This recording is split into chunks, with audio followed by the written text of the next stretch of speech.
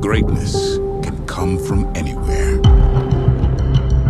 I draw inspiration from the Filipino people and to God and my family. Hard work is the most difficult things in boxing.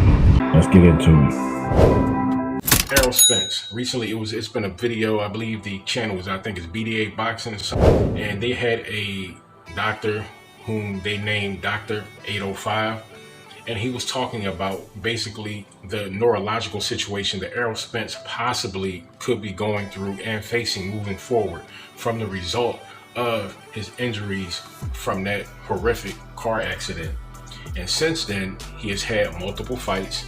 And if you have any kind of cognitive issue going on, and if you're a fighter and you continue to fight, that's why you see a lot of the greats, when they speak, they have a lot of slurred speech. They still may be there, but they may not be as sharp. For Errol Spence to be in his early 30s, he's already showing signs of that.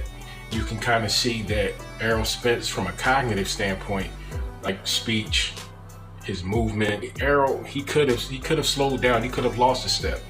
And when he fought Terrence Crawford, that really showed. One of the things that the doctor talked about was Errol Spence's lack of lateral movement. And that could be from a possible result from his brain not firing on all cylinders like it should be. Will Terrence Crawford honor Errol Spence's request to fight at 154, or will he stay at 147? Now, it is a huge and clear strategic advantage for Terrence Crawford to stay and have that rematch at 147.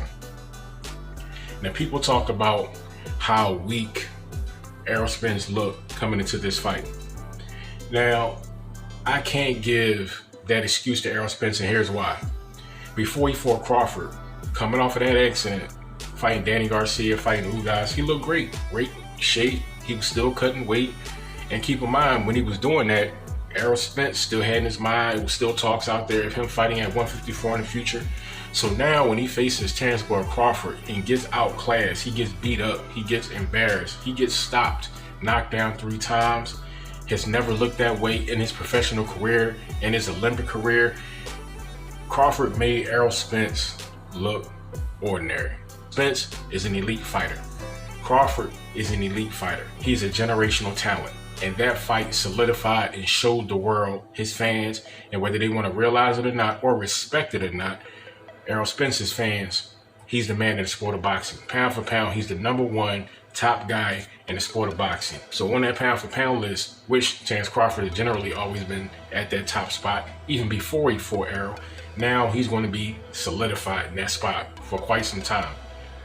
So who's he going to fight? TSYZU is going to be moved up to regular champion after Charlo versus Canelo. The WBA has mandated that they want to allow Charlo to keep his undisputed status because it's undisputed versus undisputed. You want to make sure everything is legit as far as marketing purposes. Remember, it's a lot of money involved. So they can't take the belt while he's about to fight Canelo. That's going to mess up the money. That's going to mess up the bag. Powers that be ain't going to have that. The WBO is going to elevate TSYZU to regular WBO champion. Right now, he's the interim champion. And with Jermell Charlo taking that fight, you can already tell he's pretty much, he's about to have possibly the biggest payday of his career. He's been a champion for a while, and he'll still be a champion because if he loses the WBO belt and TSYZU is elevated to regular champion, to my knowledge, he's still going to have the rest of his titles. So he will still be a unified champion at 154. So it's not like he's getting stripped of all his belts, no. Just the WBO has stepped up and they're going to elevate ZU after that fight. So to my knowledge, Charlo is still going to be a unified champion. Errol Spence, if he did choose to move up to 154, okay, now you got the Crawford fight. If Crawford moves up to 154, although Crawford wants Charlo at 154 for his first fight opposed to Errol Spence. So Crawford is going to have to make some decisions, but those fights are going to be there for Crawford and Spence if they both choose to move up. But Charlo versus Crawford, that fight, these guys have been going back and forth for years now. So now with Crawford pretty much manhandling Errol Spence in that fight, which is a stablemate to Jermell Charlo. Also, they're very close friends. So it's a lot of personal energy right there. You seen a little while ago when Errol Spence spoke adamantly about it, and he said, man, he's not fighting Charlo if he don't fight me. So now Errol Spence is out the way.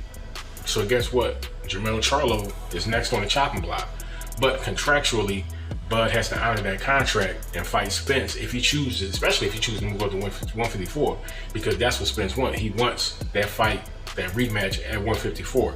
Now, many don't see a difference in the outcome in that fight. I really don't. Bud put on such a display, such a clinic, and he made Errol Spence look in such a way, it pretty much showed you at a rematch what can possibly change other than the weight. Terrence Crawford is a sports specimen. Football, basketball, boxing, wrestling, fishing, mountain climbing, rock climbing. Terrence Crawford, he does it all. TSYZU is going to get stopped. Yes, he's been doing good ever since he fought Tony Harrison, and I don't believe Tony Harrison was in that fight. I think that was a cash grab, in my personal opinion. Tony Harrison is locked in as far as being a coach to Alicia Baumgardner, a phenomenal female champion. So I think, in my opinion, that was just a cash grab. So I don't think his heart was 100% in that fight. His brother also spoke about it after the fight, said he should hang it up. So I think that was a cash grab. But since then, I believe TSYZU has come back. He's won another fight. But none of those guys, even Tony Harrison, are not on the level of Terrence Crawford.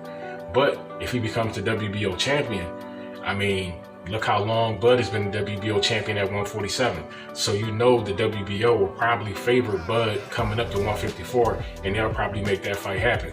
So Bud can possibly be the WBO champion at 154 and then go on and fight Charlo and pick up the rest of those belts if he is not stripped. So at 154 in 2 fights, Terrence Crawford can be a 3-division undisputed world champion. That's all I got. Talk Nation, stand up as your boy. Don't forget to like, comment, and subscribe. You already know how I play. Share the truth.